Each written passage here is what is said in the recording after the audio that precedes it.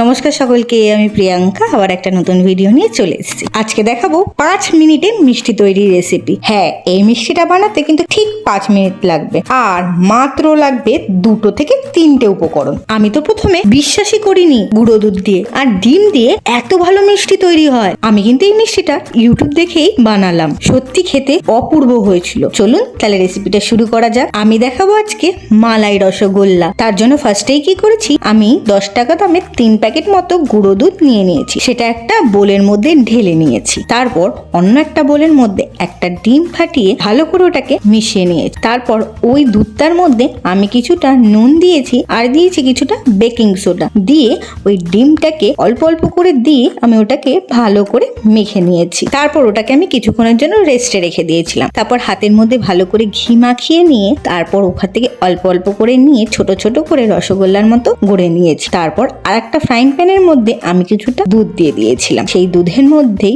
দিয়েছিলাম কিছুটা এলাচ আর দিয়েছিলাম চিনি, দিয়ে ভালো করে মিশিয়ে রসগোল্লাগুলোকে আমি ছেড়ে দিয়েছিলাম। তারপর ওটাকে আমি ঢেকে দিয়েছি। এটাকে ঢেকেই হাই ফ্লেমে দিয়ে এটাকে ভালো করে ফোটাতে হবে, তবেই কিন্তু এই মিষ্টিগুলো নরম তুলতুলে হবে। আর হাই ফ্লেমে দিয়েই বারবার করে এটাকে ফুটিয়ে নিতে হবে। এই মিষ্টির ভিডিওটা আপনাদের কেমন লাগলো অবশ্যই কমেন্টে জানাবেন। আজকের মতো টাটা।